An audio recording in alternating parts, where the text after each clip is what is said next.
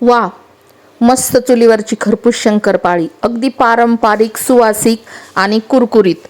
2 किलोच्या प्रमाणात बनवायची असेल तर मी जी टिप्स सांगते ती व्यवस्थित असं ऐका. तर आपण आज बिस्किटासारखे खूप अशा लेयर्सचे शंकरपाळे करत आहोत.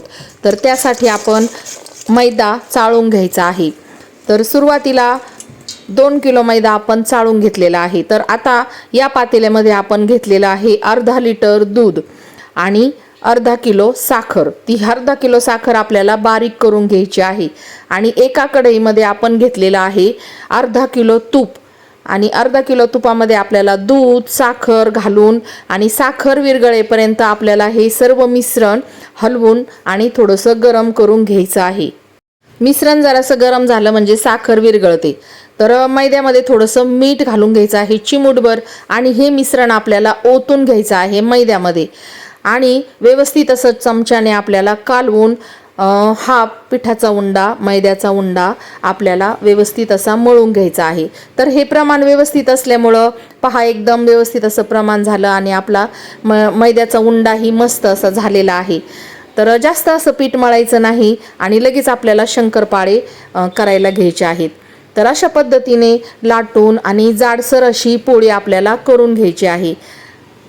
आणि त्यानंतर आपल्याला चाकूनी शंकरपाळे छोटे छोटे असे कापून घ्यायचे आहेत. तर असे शंकरपाळे कापून घेतल्यानंतर आपण आज चुलीवरच तळून घेणार आहोत शंकरपाळे. तर मस्त असे शंकरपाळे चुलीवर तळले जातात गुलाबी रंगावर. तर तेलामध्येच आज शंकरपाळे तळलेले आहेत आणि मस्त असे चुलीवरचे शंकरपाळे खूप अशा लेयर्स आणि बिस्किटासारखे, अगदी बिस्किटासारखे चुलीवरचे खरपूस शंकरपाळे आपली तयार झालेले आहेत. तर मैत्रिणींनो, ही टिप्स तुम्हाला कशी वाटली किंवा आपले शंकरपाळे कसे वाटले हे कमेंटमध्ये नक्की सांगा. आणि अशाच पद्धतीने या दिवाळीच्या फराळामध्ये अशा पद्धतीने ही शंकरपाळे तयार करून घ्या. एकदम सोपी अशी पद्धत आहे आणि खुसखुशीत मस्त खूप अशा लेयर्सचे बिस्किटासारखे शंकरपाळे आपले तयार होतात.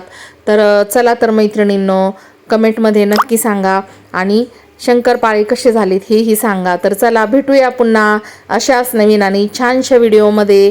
तर आपल्या आता दिवाळीच्या फराळाचे सर्व व्हिडिओ येत आहेत आणि पाठीमागे जाऊन जरूर पहा. तर आपण यामध्ये रवा लाडू, चकलीचं घरगुती पीठ, चकली, शेव आणि अनारशाचं घरगुती पीठ किंवा शंकरपाळी, डाळीचे लाडू, हे सर्व दिवाळीचे पदार्थ आपण केलेले आहेत. आणि हे सर्व व्हिडिओ मी आपल्या कुंकू टिकली किचन आणि शेतमाळावर टाकलेले आहेत. नक्की जाऊन पहा.